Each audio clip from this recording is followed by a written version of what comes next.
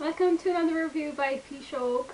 Today I've loads to talk about, so it'll be a busy review today, but Mary Inc. Publishing asked me would I like to review Maria V. Snyder's new book, and I was delighted because I wanted to read it anyway, so I was like, yay, free book. So they posted it out to me, but it wouldn't fit through my letterbox, so they left a note, postman, and then I had to go and collect it, so it was a big rigmarole, but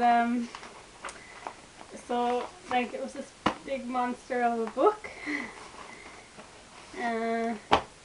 So this is it, Touch of Power by Maria V. Snyder, and it's the first book in her new Healer series. So I've read all of Maria V. Snyder's other series, and all the reviews I've done on those already are down below, the links. But so this book, even me who reads a lot, it's quite intimidating because it's a big chunky book, but the writing is great because it's it's not too small, it's perfect really. And but then once you get over the size of it, and if you look at the number of pages, it's only 390 pages, and it's not too long, and I thought it would take me ages to read it, but I started it on the Monday night and I finished it on the Tuesday night.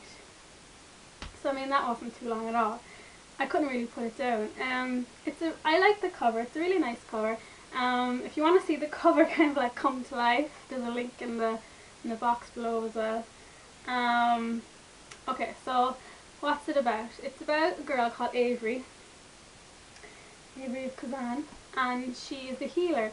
So in this kind of fictional universe, a plague started a few years ago, and everyone started to blame the healers, saying it was all their fault. So instead of being respected for their power, healers were feared and hated and hunted down and executed, and Avry is kind of like the last healer left.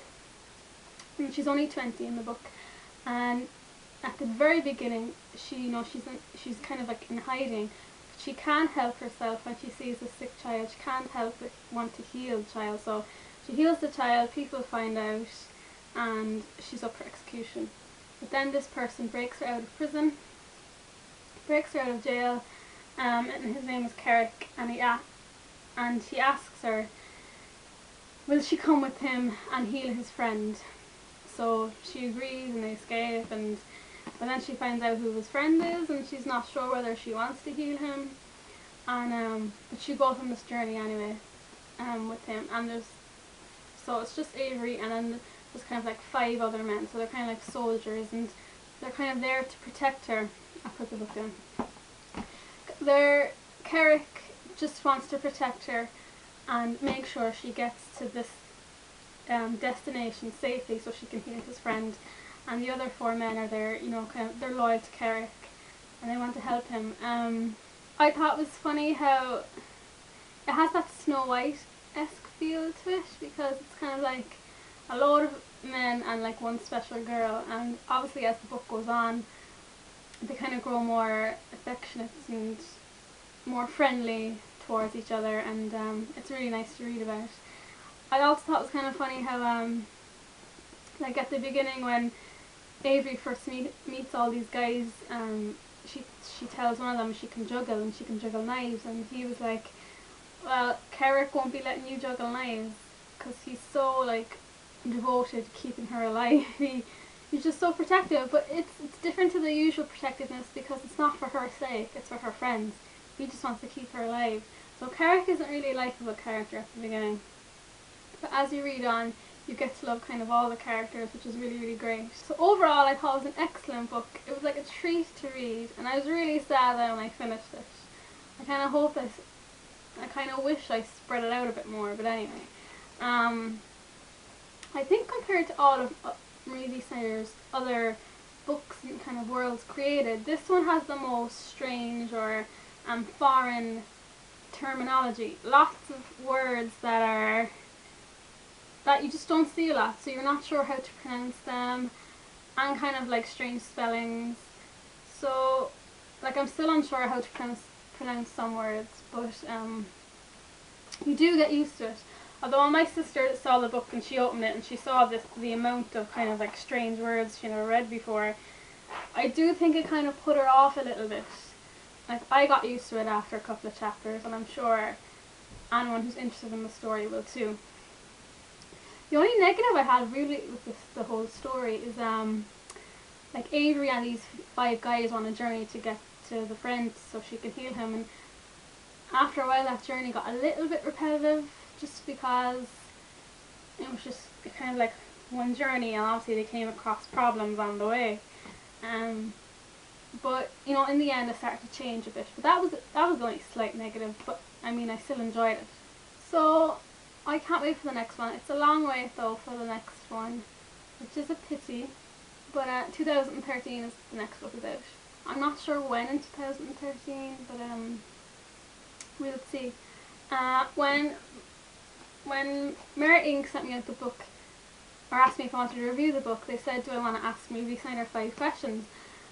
And I was like, I can't really say no, like that's a cool opportunity. So I couldn't think of 5 questions. I didn't know what to ask her.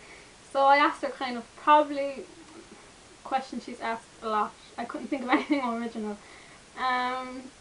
But she, like, it's kind of surreal, like she took the time and she answered my questions and I got them back, and they're in the box below. There's loads of stuff in the box below, check it out. So yeah, I thought it was really great that she answered them, so if you're interested in what she has to say, look down below. So that's my spoiler-free review.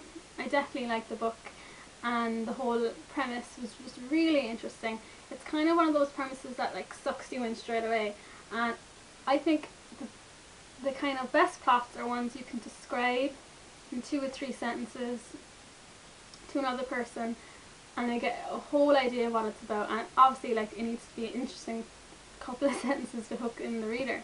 So Poison Study is a good example of that. You could explain that in a couple of lines and it sounds really interesting. This is the same. I had real trouble explaining the plot of the Opal Cowan series to a friend because there's no real straightforward story really. I mean, it's not a bad thing, but when you're explaining to other people it's hard to describe, and kind of similar to the Inside Out, Outside Out books. But this has a nice kind of plot to describe to other people, which is good too. So that's my spoiler-free review. I hope you enjoyed it. Okay, so now I'm going to talk about spoilers in the book. Details. If you don't want to know what those spoilers and details are, I suggest you switch off now. Okay, so spoilers. When I was reading at the end of the book, I was so annoyed we didn't have the answers to, like, you know, the cause and the cure of the plague, death lilies, peace lilies. I'm really impatient. I wanted the answers straight away, but obviously there's going to be 3 books, so it's going to be spread out over the 3 books. So sad when Flea died. I kind of guessed someone had to die, and I think the author picked probably the saddest death. So yeah, well, I kept expecting him to come back to life, but no, he didn't. I love Bigelin. I love that kind of, you know, he's like a giant. He's like a big cuddly teddy bear though, in a way, like the big friendly giant, and I just love that. I was worried for a second he might develop romantic feelings for Avry, and I knew she wouldn't kind of have them for him, but thankfully it was just a really nice friendship. Carrick wasn't a likeable character at the beginning at all, but I kind of appreciated that, you know, he wasn't the instant hero of the story who, you know, you fall in love with straight away. You don't really. He's really hard, harsh, he's very methodical, like he has a mission, he will follow it. But the scenes then where we get to read his kind of like affection and see him more emotional, they were really, like, really sweet to read about. Like, you know, the scene where Avry was in the garden in Tone's castle and he pulled her aside and he told her he'd be upset if, you know, he lost her to Tonehin, and he just put his hand on her back. It was so subtle, but it was also so powerful. So it was a really nice scene, and then obviously in the end when they were together was lovely as well.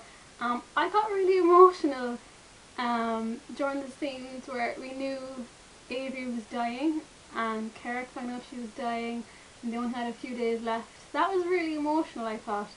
But obviously, you know, they kind of knew she was going to live in some way. But that didn't take away the sadness of it all. I thought a really interesting world was created, like not just healers, but all different types of magicians and like death lilies and peace lilies. That's completely new. I just kind of loved the book really, and I can't wait for the next one. And thank you very much for watching.